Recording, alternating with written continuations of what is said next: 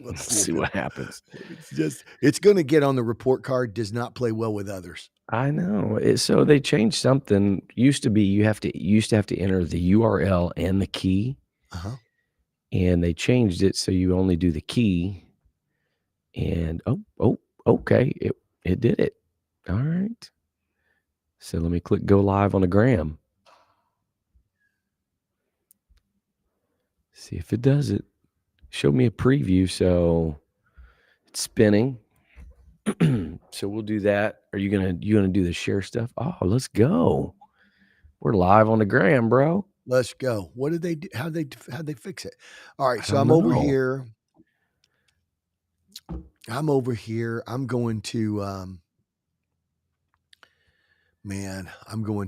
here it is. There it is live.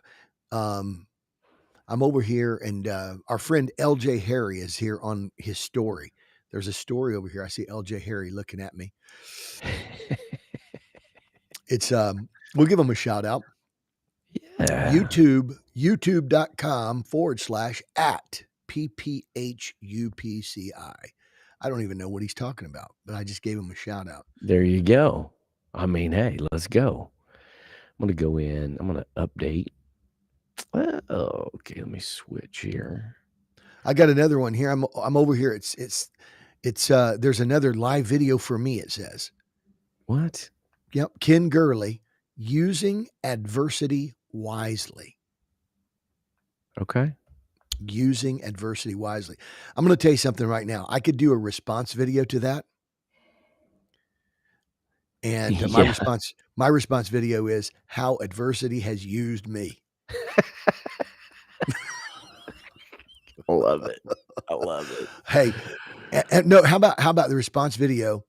Brother Gurley, we love I you. like it. We're just playing with you in the pre-show, but I could send a response video and be like, how I've been used by adversity and am no wiser for it.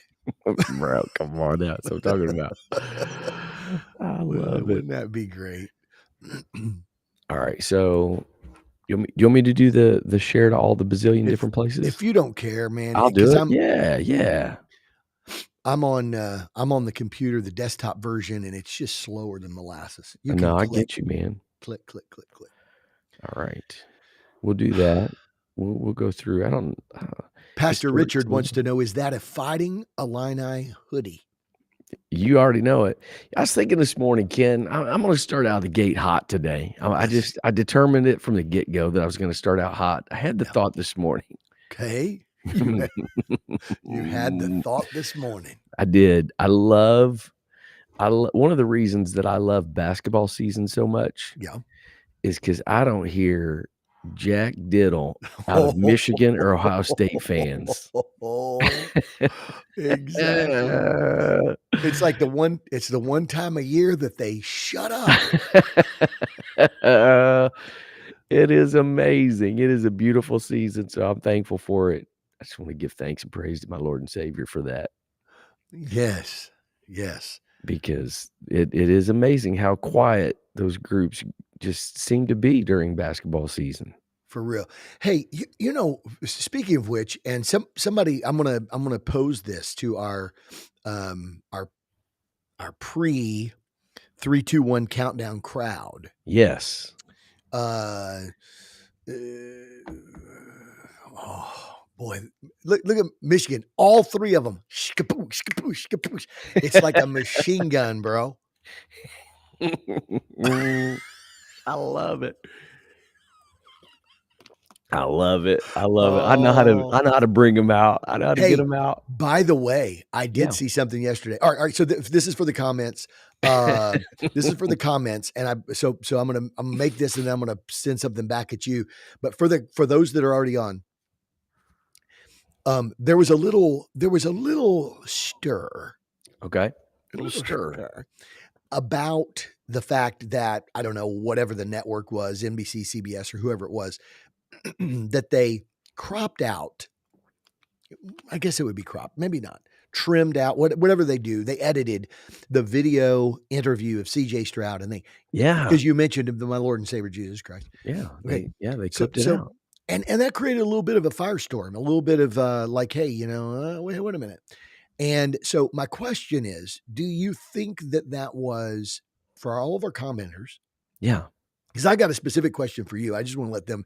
But do you think that that was a bad thing? Like, in other words, do they just crop it down to the comments that he made because they have they've got, like, say, a, Yeah. like, for example, on the social media platform formerly known as Twitter, yeah, right?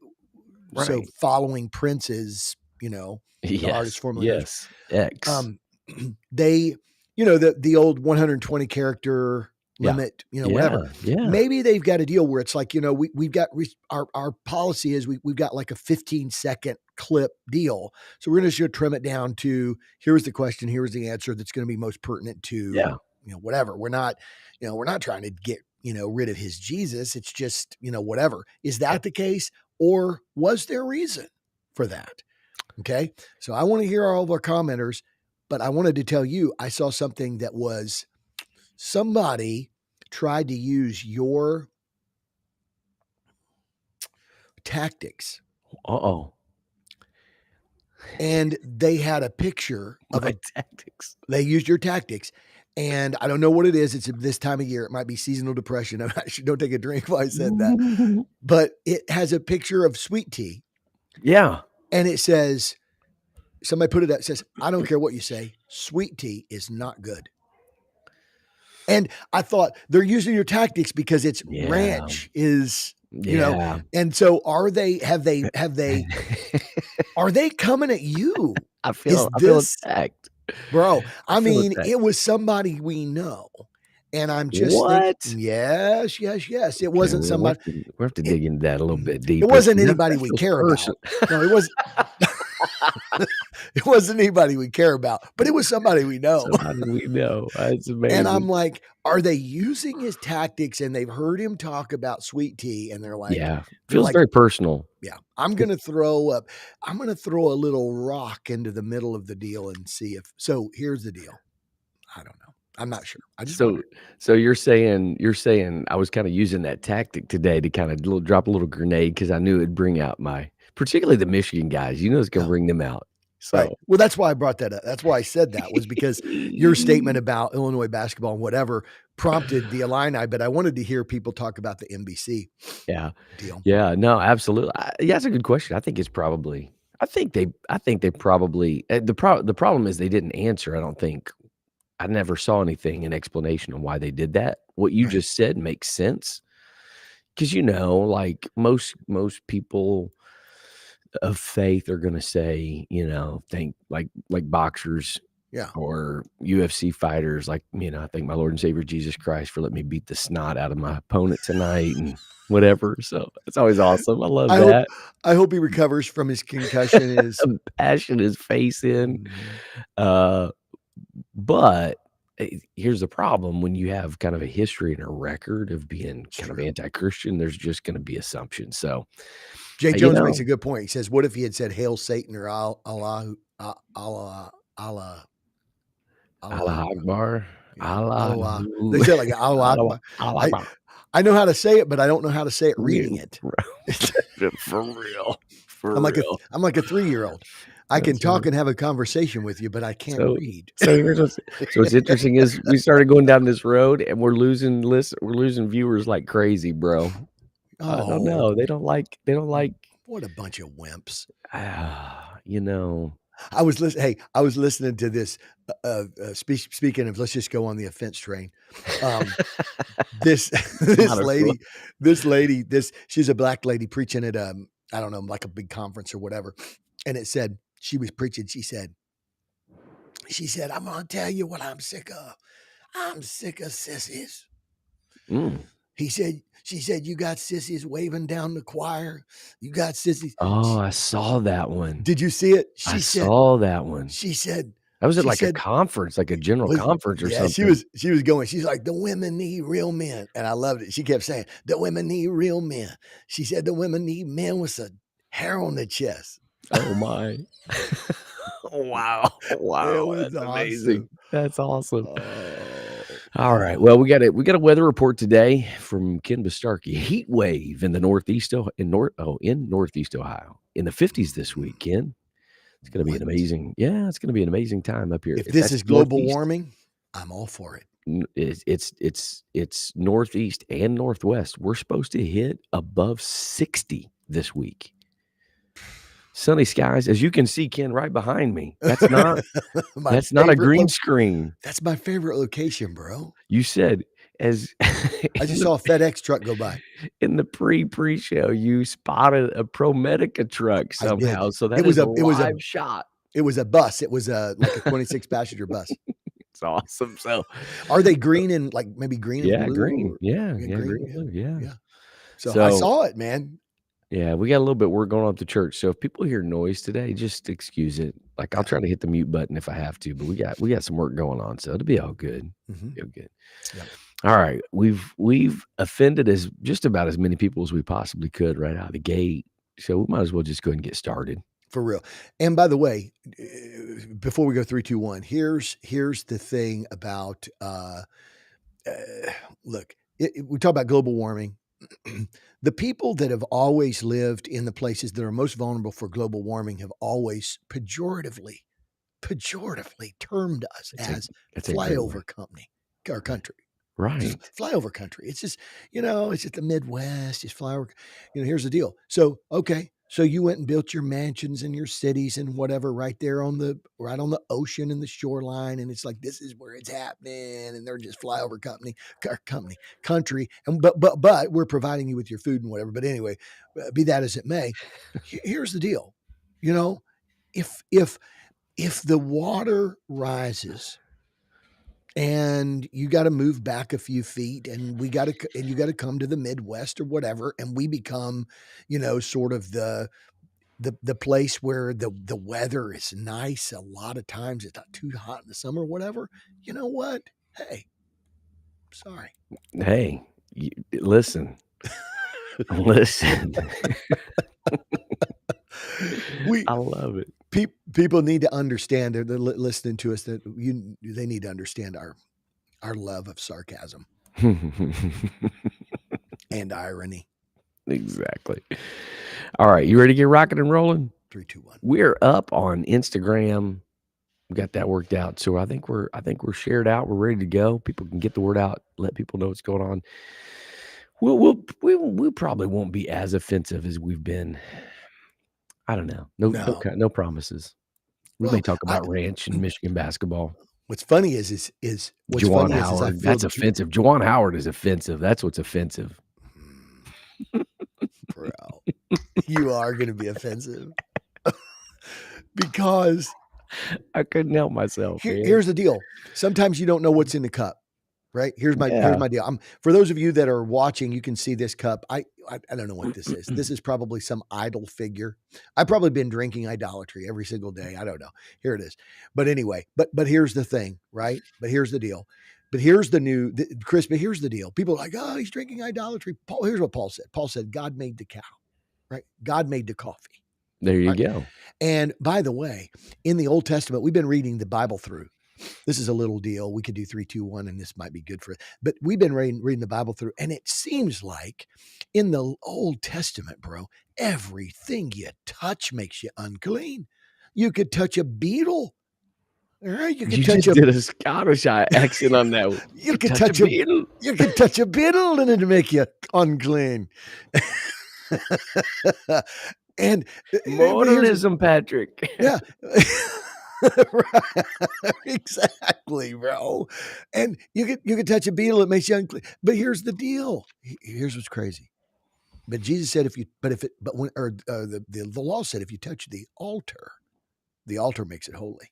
And what's so amazing is Jesus comes into the New Testament, and the most unclean thing that you could find in all of the Levitical law was the law of leprosy, because not only was it unclean, but it was scary and it was medically dangerous.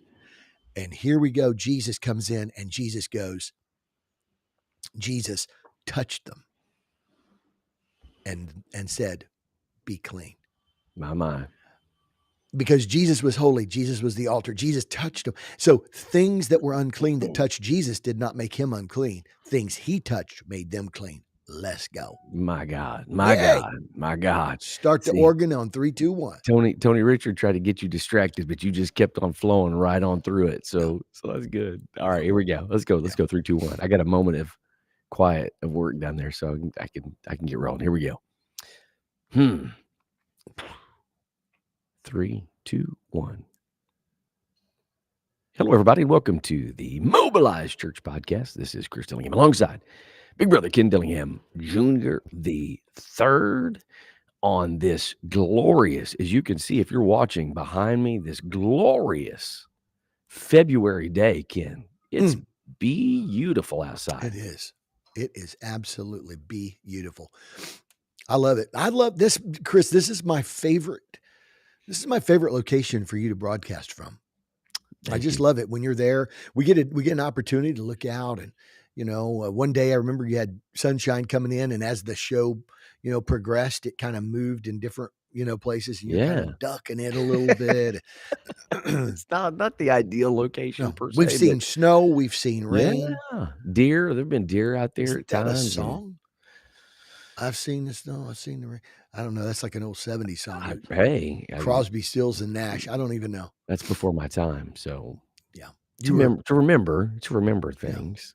You were born in the 70s. Although I do have a lot of early memories. My wife says I make them up, but no, no, no, we don't. It's just a gift. It's just a gift. That's all it is. So, hey, have you? By the way, I know we've already 3, 2, 1, and you know what? I mean, whatever. Does it make a difference? Who cares? Whatever. I was going to send this into the father and son Dilly group. It's funny. Have you ever had a full mouth X-ray? Yes. Do you have wisdom teeth? No, I had my teeth pulled. Did you have the wisdom teeth pulled though? I mean, so here's the deal. Two of them. I had one like completely impacted. I mean, turned as sideways as you could possibly get. Are you serious? Mm-hmm. They had to dig that bad boy out. That's so crazy. All right. Well, I'll make my statement later. So you can't do that. We 3, 2, 1 it, bro, and we're live. We are live. No, the filter kicked in. That's crazy. Yeah. Well, what happened was I had my full, what do they call it? Like a 24 or not, 365, or 360. Yeah, there you go. I'm thinking 365 days, 360 X-ray. They came back and I said, do you think I'll ever have to have my wisdom teeth pulled? And he said, you don't have wisdom teeth. And I'm like, I don't. I said, well, don't tell anyone. He's like, yeah, it's okay. They listen to your podcast. This is all they already know. They already know. I don't have wisdom, bro. I didn't get my wisdom teeth. That's my problem. There it is. I can fall back on that. That's crazy, man. That's a gift. It's a gift from the Lord. What was funny was I said, why wouldn't I have wisdom teeth? And he goes, well, he said, there's a lot of reasons. He said, the scientists that believe in evolution believe that the people who don't have wisdom teeth are actually ahead of the evolutionary curve. To the people that have wisdom teeth, he probably told them the opposite. You're on the yeah. So anyway, for all you cavemen out there, glad you joined us. Well, I'm only half caveman because I only had 2, so I was slightly developed. Just not all the way yet. Easy enough. Podcasting, easy enough a caveman can do it. Awesome. Oh, shucks. We have a good topic today, don't we? We do have a really good topic today. We've had a great pre-show. I encourage people to go back and watch it, particularly Ohio State and Michigan fans. I think they'll be particularly blessed by that. They will be blessed. They will be blessed. So we do appreciate everybody being on today, and those that are checking us out on the gram. Figured that out, got that going live today. So we're excited about that. It's a beautiful day. We got exciting things to talk about, Ken. So you ready to just go after it today? Let's just go after it. Yeah. It won't be a long podcast because we don't have a lot of good stuff to say. So that's never stopped us before, bro. It's like, look, y'all went an hour and 20 minutes one time and didn't have anything good to say. That has never stopped us at all. So it's already kind of shaping up to be one for the ages. Very true. Not from a positive way. Just it's kind of out of pocket this morning, but it's going to be good. I feel it's going to be good. I do. Let's I go. think Let's I rock think and it is. roll.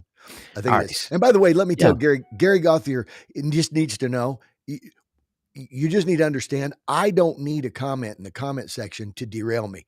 I can derail the whole podcast all by myself, For bro. real. For real. That's exactly right. Oh, man, that is hilarious. All All right, right. Tony Richard, smarty drawers.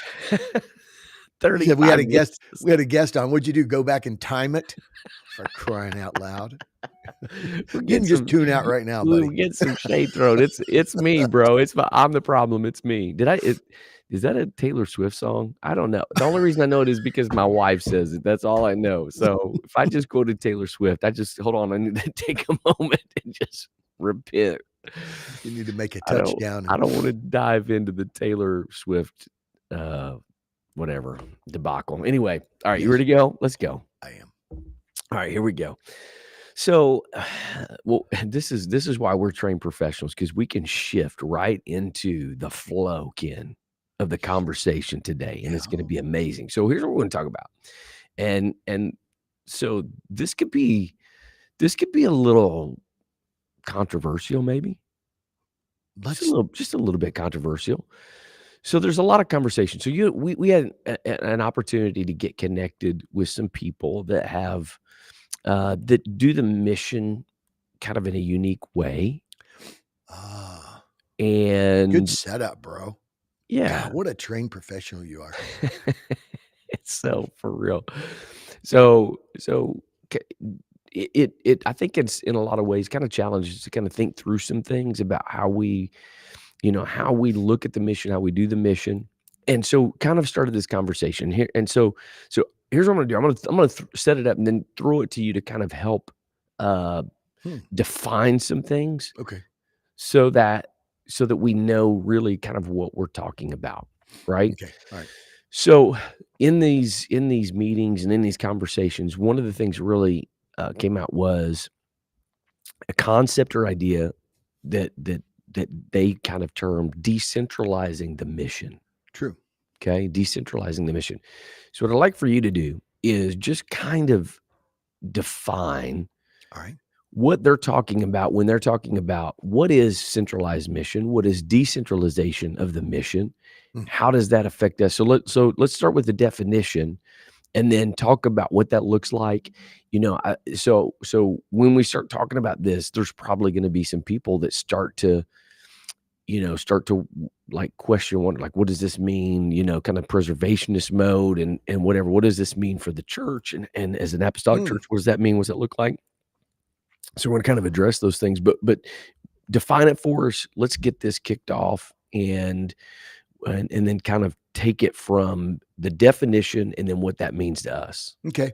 Well, I'll just I'll define it off of quickly off of a graphic that we created to kind of summarize this idea. I don't know how easy it is to put some of this stuff into the comments or whatever, if you can even do that. But So last time I did. So you had mentioned the graphic last time. I had to go back and do it afterwards. It didn't let me add it oh, live. crazy. So I was able to go back and add it afterwards. So if people Okay. were looking for that, I did add that later on. All right. So the idea of missional centralization versus decentralization, I think, has to do with this idea of the level of missional discipleship that you have in your church. So when we're talking about decentralization, essentially the idea is this: the gather to grow versus the go to grow model. Okay. I think that's probably I think that's Yeah. probably the essence of it. It gives people the idea, at least, and then they fill in the blanks based on their experience. But Yeah. most churches in North America have, over the years, adopted a gather to grow model, which is essentially um, come in and bring them here. We've talked about this. This is where and why there's this idea of the attractional church, and and so the attractional church is basically has to be robust enough to Mhm. get people to come through the doors and then to keep them. Yeah. To incite somebody to be a guest, to make them an attender, and then to make them a member. And so the mission then would be. So I think this is why this chart is important, because it also requires people that are either going to be volunteers or live their life on mission. So gather to grow is this idea that, man, let's get as many people under the roof on Sunday, and then next Sunday let's get more people under the roof, and then the next Sunday more people under the roof. And if we just keep that constant trend of more people under the roof on Sunday, then our church is going to grow, right? Right. Yeah, for sure. Well, that creates a particular emphasis, and that emphasis is either is on this idea. So that would be a church that would have a high missional impulse, Yeah. but low missional discipleship. In other words, the people don't really know how to do the mission aside from the programs and Yes. services and the things that the church asks them to plug into. Right. So the thinking part of it, the creative part of it, the innovative part of it, the spirit-led part of it happens by leaders and gifted people that say, hey, we've created this amazing product, this great idea, this new initiative. We need some people to get involved with this. And so you amass a great team, you get the most talented people, and you bring them together, and then you ask people, come and give yourself to this, and we're going to grow. Yeah. Okay. So that would be a sort of a contrast between centralization and decentralization. Decentralization on Can I the just interject real quick? I please. love that because so the just very simplified definition there is it's centralized because what you said, the mission of the individual is centered on the institution, Right. right? So they're not their missional responsibilities are volunteerism, the ministries of the Right. church, and that kind of stuff, and that's why so it becomes a very centralized piece, and we talk about where that comes from or whatever. There's a lot of really good information about like Hillsong and how they Mhm. built that empire that they built, but it Mhm. was all almost exclusively built on volunteerism Yeah. and getting plugged into ministries and that kind of stuff, which is a big part. And so And I would encourage people to go, by the way, Chris, to go back and listen to some of our podcasts about the attractional church, where we talk about that concept really in exactly. depth. Exactly. But it's centralized because most people your engagement in the mission, what you do outside the building, a lot of times it doesn't have correlation a lot to what you do inside the building Mhm. of the church. And what you do outside the building is basically sell the church to people. There you go. There you go. Very good. Go out there. Here's your Tell people job. how good it is. Yeah, here's your job. Go out there and go out there and wear your "I love my church" shirt and tell people how amazing your church is. He just went there. I did. It's awesome. I Yeah. love it. All right. So now on the other, so I think that's huge, because what happens is that and there's a lot of reasons why people, from a missional perspective. So if you think of a almost like a graph, Yeah. and on one side you have high decentralization and low decentralization on one side, and across the bottom you've got low missional impulse and high missional impulse. Right. Um, what you'll look at is, or what you'll see is, in that chart, you'll find that the more you are missional, or the less your people are missional. Let me say it like this: the less your people are missional, but the higher that your institution is missional. So how Mm, would you arrive at a place where you have low missional people but high missional institution? Well, the that church wants to grow.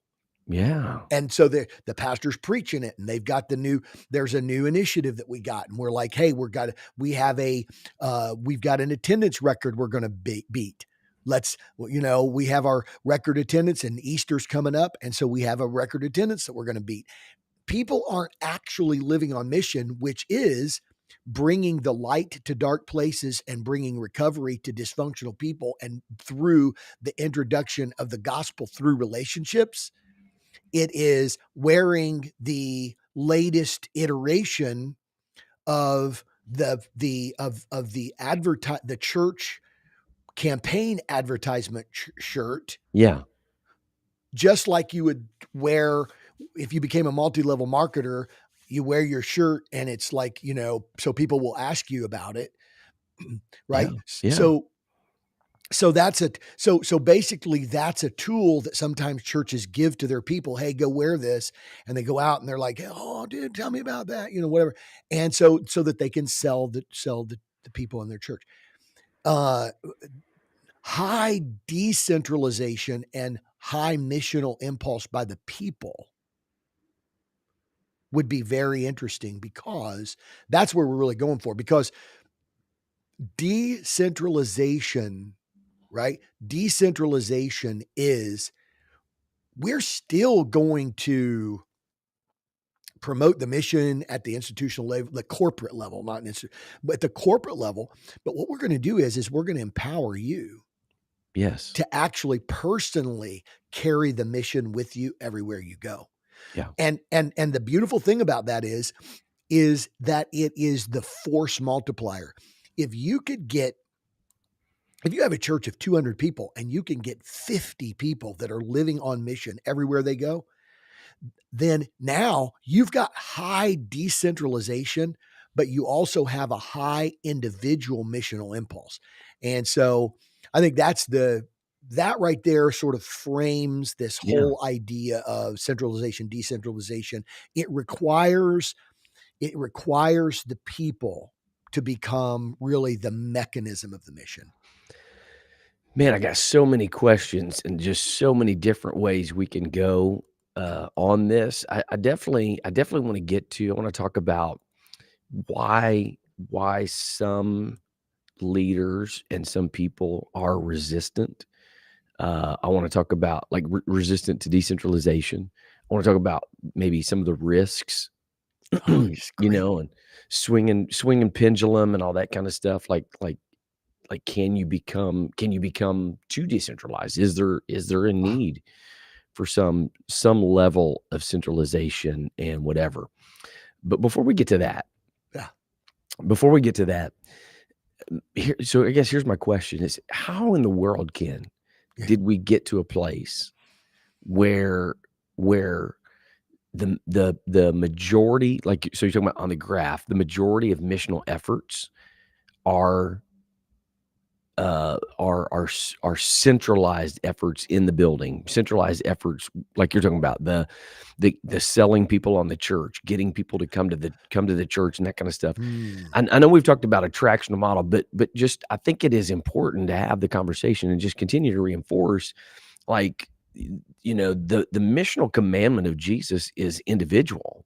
You go Yeah. and you make disciples, but somewhere along the way, we've kind of lost that. So does it say something about us? So I'm throwing this as a question to you. Does it say Hmm. something about us that even the conversation about decentralization causes a little bit of anxiety for a lot of people because they've seen misuse, okay, so I think a lot of people have seen decentralization that are the idea, the concept of decentralization, which really is birthed out of kind of an anti-church Yeah. mindset. Yeah. We don't like the church, we don't like Yeah. Yeah. submission, we don't like, Right. Or whatever. or people say, imagine what we could do if people weren't putting all that money into the buildings and the blah blah blah blah blah. And so then they swing the pendulum the other direction and say, that's why we need to have a home church model. Right. Or small groups. So one of the questions is, can small groups or home groups, can they be centralized?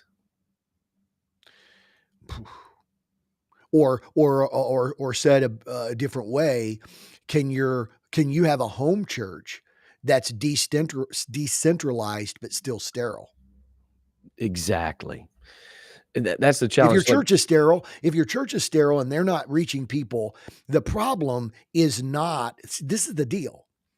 It's not ultimately, Chris, if the church is not growing, sometimes it is the institution's fault. I do believe that there is a a low, I think there is a low institutional missional impulse and a low individual missional impulse, and those churches aren't growing. But I'm just saying that I do believe that there are people that are basically have a low missional impulse. They're just simply reflexing to high centralization, and they're like, we're going to decentralize, and they're not going to reach the world either Yeah. because they're because they have everybody in your home group, everybody in your cell group has, I mean, everybody knows there's churches that have cell groups, and it becomes a biblical fellowship group that just meets outside of the four walls of the church.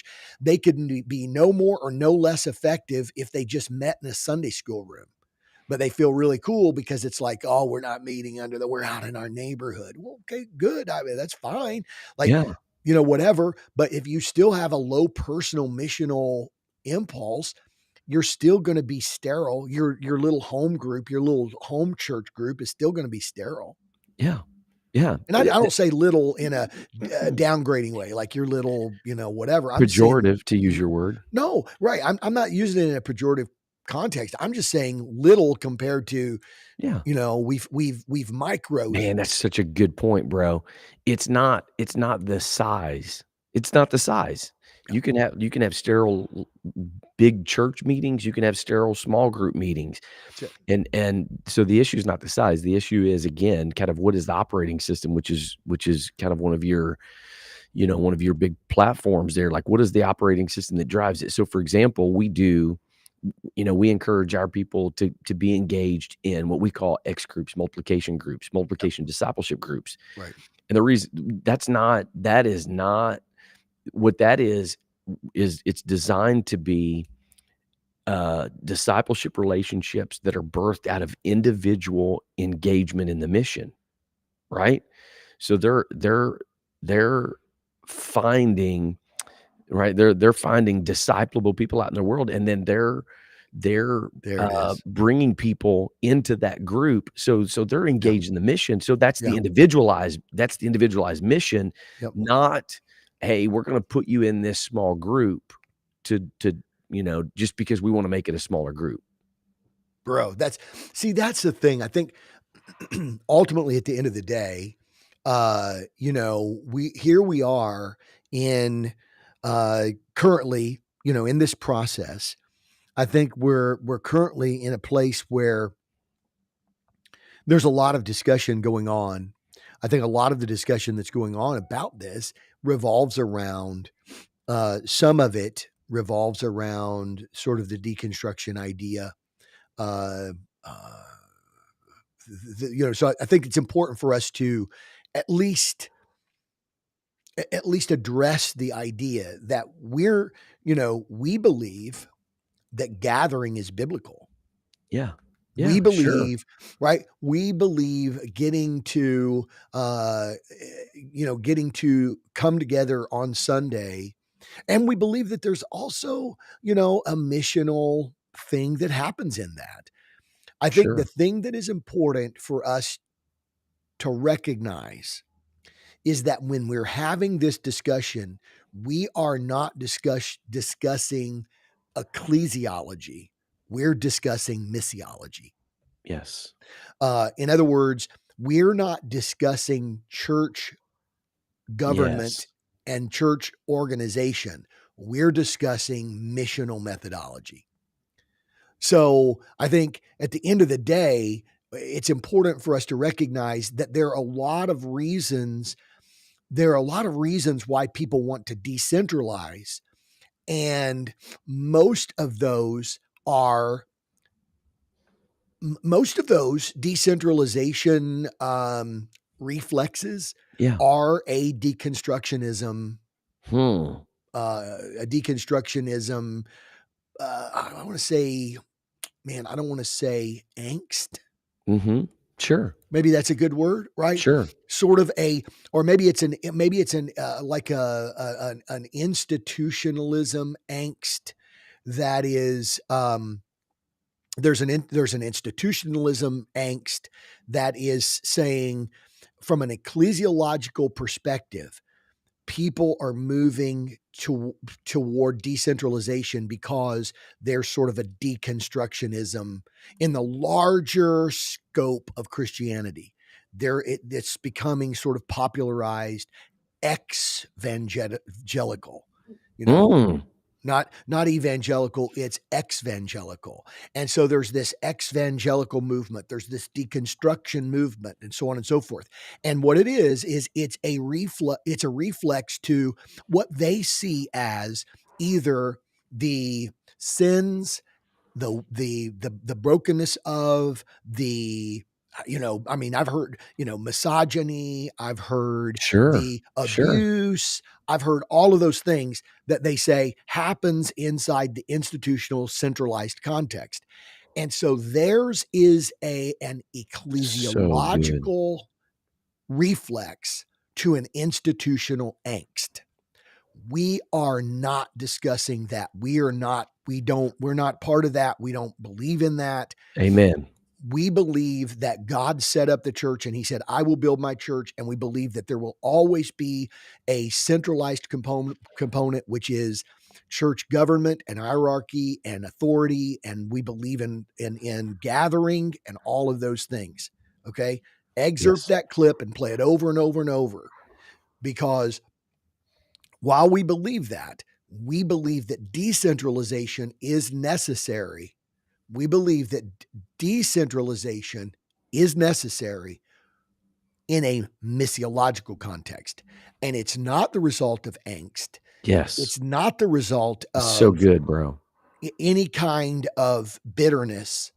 It's not the result of trying to be, bless God, the church is going to get its reckoning. It has nothing to do with that. It has to do with the practicality of where we are in the world today, with people's propensity to want to find Jesus and have a spiritual quest So good. answered underneath the roof of a classic institutional structured church. People today are on a spiritual quest and they want to find answers, but they're looking in relationships with people that they trust. And so we're saying the missional innovation is going to go through the roof the moment that we start teaching people to be spirit led, missional, everyday missionaries, spirit led. Right now, in an institutional context, the missional innovation, Chris, Yeah. sits mostly on those people that we talked about who were the most gifted, most talented, whatever, and Yeah. they're producing all these, this new initiative, these new programs, they're doing all these things, and so they have the missional innovation sits with this small group of people. Yeah. But if we could imagine what would happen if we could decentralize the mission There you go. while remaining true to the anchoring of God's There it is. central church ecclesiological structure, what would happen?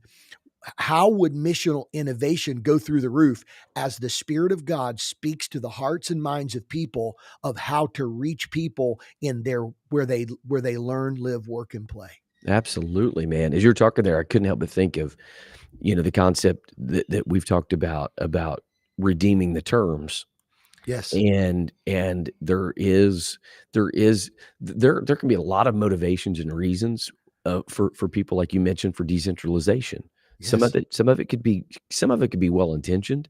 Some of it can be, birthed out of angst of flaws and things that people are seeing within the church, and, whatever. Some of it could be rebellion, some of it could be a lack of submission.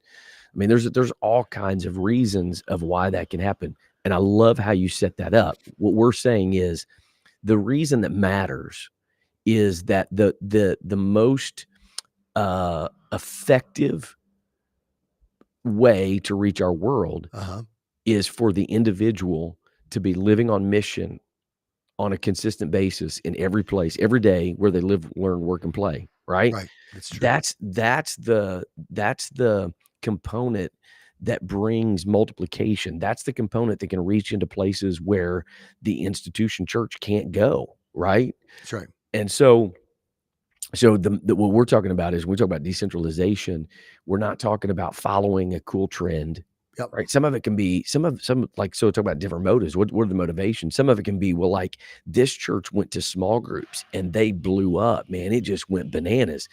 Well, the reality is it wasn't just because the church went to small groups that the church attendance grew. It Right. was because there was a missional impulse. Impulse. There That's was a it. missional culture that Those was, small groups facilitated the missional impulse and gave those people the place to express it finally. yeah, absolutely.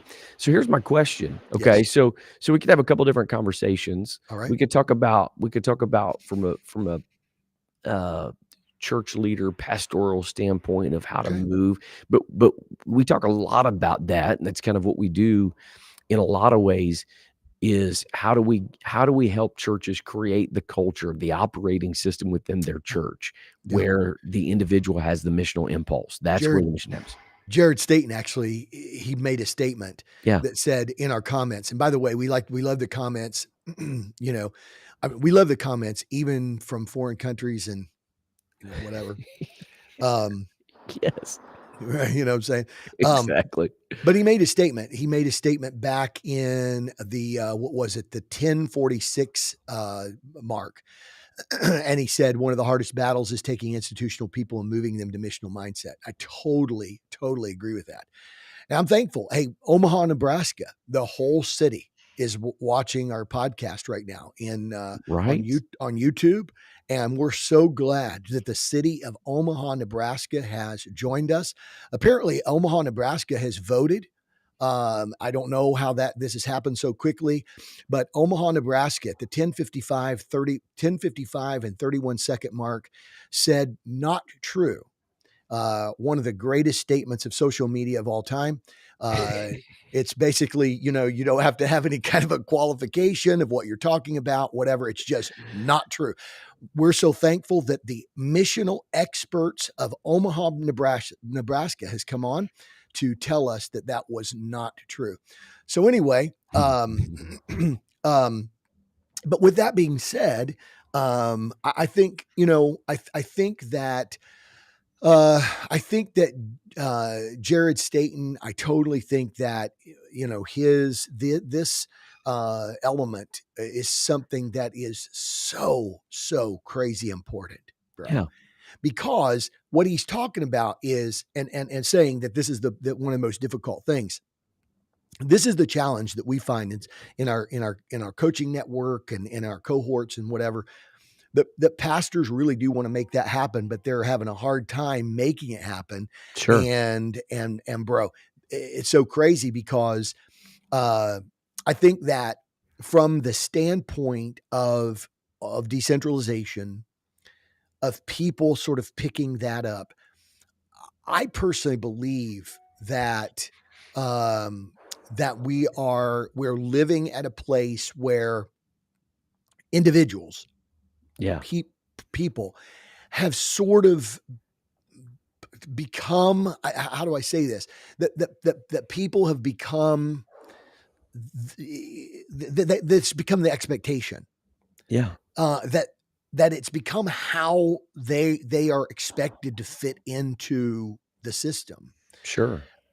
And the problem is not, again, the problem is not that there is a centralized element, a corporate, let's use the term corporate for centralization. Right. The Right. problem is not that there's a corporate element to the church.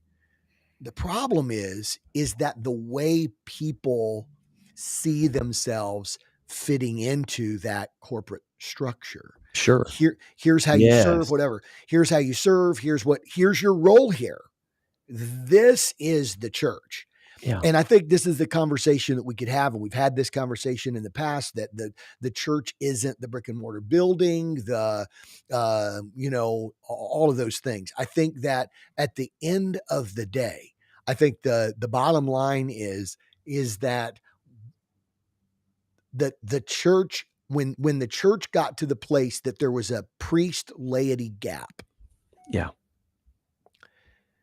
that created, and man, we've got so much, we could go back in church history. I don't want to go all to that, but man, we could go back into church history and we could talk about the fact that, in the long ago, in the medieval era and whatever, even in the Reformation period, where where all of a sudden there's these people who basically, they're getting killed for Yeah. translating the Bible into the language of the people because, well, people are going to start reading the Bible for themselves. They're not trained, they can't do it. And so they need somebody to read it and interpret it for them. And that's the whole idea of priest and laity. Sure. Well, that priest laity gap continued for a long time. And in some ways, it does continue even through the Protestant Reformation. And I think, Chris, there's a deal where there's still an idea that says that the role of church people is to come and to be faithful and to get fed. To be faithful and to get fed. That's what you do as church members. Sure. And I think that the real switch is not a pendulum swing, but a rediscovery of what a force the Mm. true spirit empowered body of Christ who have received the Spirit according to Acts 1:8. You shall receive power if the Holy Ghost has come upon you, and you shall be witnesses, right? In Yeah. Jerusalem, Judea, Samaria, and the uttermost parts of the earth, that the power of the Spirit is going to cause there to be the power, the authority to witness. So I think that's where this has all come from in some ways. Yeah, absolutely. And I know, um sorry, hold on just a second. There we go. Yeah. I know that, so I wanna talk to like, individually, Uh-huh. so we kind of addressed from, like, the church standpoint, pastoral standpoint, leadership, kind of what our view and perspective is supposed to be. Um, One of the things that I wanna address and talk about is from an individual, from uh somebody who is just living out the mission, somebody who's a child of God, whatever. Yeah. How so we wanna be careful, we wanna be cautious because I think there was some movement, I don't know when it kinda started, but, body ministry became kind of a term, right? Body ministry. Yeah. Yeah. Right. And so talking about what that means to have body ministry, and one of the things I think that kind of happened from that was that there can be this idea. I think unwittingly at times we can open ourselves up just a little bit to, um, kind of a Korah mindset. I won't say a Korah spirit, but kind of a Korah mindset, right? Which Right. which which Moses was called by God to lead the people of Israel. It wasn't because of his goodness, it wasn't because of his great leadership skills, whatever. It was God's call for him to go do that. Uh-huh. And there was a Korah spirit that came up that said, "Are there men in Israel Hmm. that they could do what you're doing? They're just as holy as you are. They can hear from God just as much as you can hear from God." And I think kind of what we're talking about is, like, a lot of times this becomes very appealing to people that unwittingly get exposed to that kind of mindset and that attitude. So for believers, Ken, for a Okay. believer, let's just have the conversation about, what we're saying again, how you set it up and how you talked about it was so good. This is not birthed out of any angst, frustration as it pertains to like the church and whatever. It's birthed out of, this is the way Jesus designed the mission to be accomplished, was to unleash the army of mobilized believers in the key spaces of life where they can where they can go. And there shouldn't so I think the problem is it's created the centralization has created a culture where the mission is done in a very small segment of our life. Right. Typically, where we serve, and it may Right. be a couple of Right. hours on a Sunday, Yeah. Yeah. and Yeah. there may be some other things that we do, Right. but primarily a couple of hours on a Sunday. And what we're saying is, how do we unleash that potential the other 6/7 of the week to get people engaged in that? That's where you get to What a multiplication. question. So talking to individuals, what does that look like for them? How can they, I don't say implement this in their lives, but how can they make this a part of their life? I think that's really, I mean, that's the, isn't that the question of the hour? That's the core, that's the core of the heart of what we're talking about. Sure. At the end of the day, really, I think that the thing that needs to happen is that, number one, I think from an individual perspective, that being and participating in the corporate fellowship of the body of Christ is a not only a biblical responsibility, but it's something that Jesus tells us that our giftings aren't complete without each other. Sure. Nobody has all the gifts of their own, individual, uh, their own individual, gifting from God. Yeah. In fact, Paul's example: one person's a pinky and one person's an elbow, and so on and so forth. And so the body is complete when we're together. And so the fellowship, the Bible said, by one Spirit are you baptized into one body. Yeah. And so that's why we say it's not an ecclesiological discussion. This isn't ecclesiological. This is missional methodology. So I think that the important thing for individuals to do is to recognize that there is no greater witness. There's no greater impact. There's no greater advertisement of the kingdom Yeah. than what happens when you live every single day in and among people that see you, Yeah. that have an ability to communicate with you. There's no better way to know when a person is hurting, Sure. when they're in a period of their life of confusion, when there's frustration or whatever going on. There's no better place than the day-to-day rhythms of life, Yeah. where you see the people that are around you, both by just simply observing and knowing them relationally, and then also being spirit-led. I believe that both of those things happen. On one end of the spectrum, right? On one end of the spectrum, you've got people who are you see their life. Mhm. They're so, man, they're people you care about. They're people you have a relationship with. They're people you have credibility. Last week we talked about bridging the credibility gap, right? Yeah. And you Yeah. have credibility with those people. And I think this is the thing. If individuals would really realize that it's really nothing more complicated than just simply loving people, serving them, being the hands and feet of Jesus on your day-to-day life, engaging people in spiritual conversations, telling them the things that God's doing with you and in you, and then watching as their spiritual interest, as the Spirit moves on them, works in their life, and watching their spiritual interest, or watching the places and times in people's lives where they become more disciplable because they're seeking an answer to something that they haven't been able to figure out, or they're just at a place where they're just like, man, I'm open right now. I need something. I think that, coupled with just being spirit led, for the Holy Spirit to speak to you and say, that person right there Yeah. is ready. So good. I think that learning how to just simply have everyday relationships where you communicate with people, you love on them, you whatever, and you begin to engage them, and then here it is.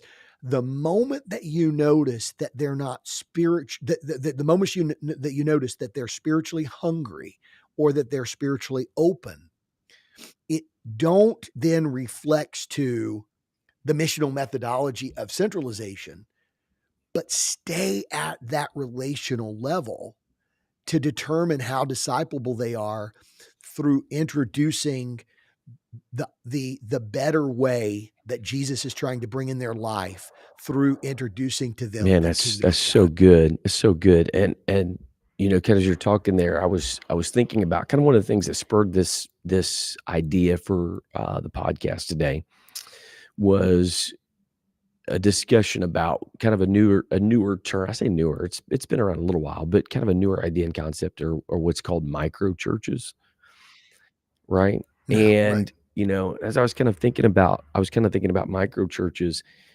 I think I think again, you can have a good motive and I think good idea behind it, but again, a micro church can become just as centralized as anything else, right? So the micro church is not necessarily the Mm, answer. The size of the church is not necessarily the answer. Like what we've said is the answer is people living on mission. And as So true. people live on mission, yes, yeah, so a lot of micro churches, a lot of micro churches, really what micro churches are in a lot of instances are really just kind of interest-based Yeah. groups. Um, and we know that can be just as institutional as anything else. So it's not really that's not really the answer. The what we've said is, and this is why we do what we do, is we believe that the greatest force is the individual living on mission every day, that Yeah. they're engaged, on the job, they're having spiritual conversations, they're living, right? They're saturated themselves, they're living as disciples, they're saturated with the gospel, they're speaking the kingdom language in a fluent way that it comes out naturally, it doesn't come out weird, it's not Yeah. programmatic, whatever. And then as they do that, they're watching to see who the Lord's dealing with. They're having Yeah. spiritual conversations to identify disciplable people. And as they start to identify those disciplable people, they then begin to bring them into discipleship relationship. That's the greatest force. And then Ken, a church plant or a mission, or if you want to call it a micro church or whatever, what we've said is missional overflow is the greatest opportunity for launching new works and new missions and new plans, not, hey, we're going to go and start this interest-based group in this area. Now that can be used to identify and find out who's disciplable, but at the end of the day, if you don't continue that if you don't continue that culture, Ken, of identifying disciplable people around you, that Yeah. micro church is going to become just as sterile as a church with a big building. That's so true. Yeah, I think that's huge because that term micro church, I guess, is probably a coined phrase for something that is not macro. Right, Um, right. but you're right. I think that in our context, at least our experience, what we've seen of those kinds of those kinds of expressions, that is sort of a merged ecclesiological and missional model. There because there is some ecclesiological component to that, and so, but I believe that, like you said, the very interesting element of the micro church dynamic is the fact that um, the people, right, the people who are engaged are often engaged in a place where they learn, live, work, and play, and specifically are going after working on or addressing some kind of a problem, some kind of a social dysfunction, some kind of a something that's happening in the community, and bringing the light and the hope of the kingdom of Jesus Yeah. into those places. And so when you said interest based, a lot of ways what they are they're people that are seeing um, a problem, or they're Mhm. seeing something going on in the community, or they're seeing something that's not getting addressed, or they're Sure. seeing, and it could be homelessness, it could be nobody is, nobody's ministering to and serving the immigrant population. It could be, man, it could be like that there's a drug issues. There could be that. Um, I know of a church that does a micro church. There's a micro church that addresses um, illiteracy in Yeah. underserved communities. Yeah. And so what they do is they go to those places and they work to serve to be the kingdom answer Yes. I love to that. the dilemmas of darkness. And in that process, as they love and serve and become the answer to some of those ills, rather than coming back to the pastor or the leadership team of the church and saying, "Hey, why don't we have a Ah, homeless bro. ministry?" Bro. There you Right? go. Or Yes. right? Or coming back to, man, why don't we do a thing? Why doesn't our church do we need to have this new initiative. Man, we've got illiteracy going on in these areas that are underserved. Why didn't our church go there? And what needs to happen is that no, the Spirit of the Lord spoke to individuals It was recognized by people who are living in and amongst those problems. And so what would be beautiful is if the church had the capacity to do what the Ephesians 4 model is to use apostle, prophet, evangelist, pastor, and teacher to train and perfect the church for the working of that ministry, and both empower them, train them, and release them to go and say, go do that. And while you do that, share the light of Jesus, share the love of Jesus through ministering in these ways. And you will begin to see spiritually open and hungry people as a result of your efforts. And you will start finding disciplable people. Those people will start going into X groups, and then you'll find a growing X group community, a growing community of disciples that emerge out of that. That is a very viral form of doing the mission in a complete whole missiological way. Man, I love that, bro. I'm just close it up, wrap it up here. Read a couple of comments. John Hummel, I think being intentional is the main key. Intentionally building relationships, looking for an opportunity, and intentionally looking to love incarnationally, becoming Jesus to your world. Gary Gauthier said, Jesus said, if 2 or 3 would gather together in his name, he would be in the middle of it. He was a proponent of quote unquote microchurch, but the context was living on mission in normal, ordinary people that go, which is so good. Very good. And then Tony Richard, Jesus refers to himself as living water. What he has done in us should naturally flow through us. This doesn't happen. We eventually become stagnant or centralized. He has designed his kingdom to flow through us 24/7. So good, dude. Yeah. So great comments today. And, we know like this can be a little bit of a bugaboo issue, like a little bit of because there are a lot of terms, I've been listening to a podcast recently about just some biblical stuff, whatever. And sometimes there's some terms that over time, there's some baggage or there's some preconceived ideas that kind of get embedded in those definitions. And I think this is one of those. And that's why it's important, I think, Ken, for us to redeem the terms and to clarify what it means, because it is the purpose of the kingdom, the way of the kingdom, to decentralize it. So we appreciate all the comments. Most of them. We've battled through some stuff today. Lessons learned on YouTube and some of those kinds of things. The algorithm somehow opened us up to a lot of stuff, something. So we'll deal with that. We'll address that. It was ADD. There was a moment there for both of us. ADD was going wild. Bro, I love the comment though. I've just got to be honest. I love the comment where he said, "You duck."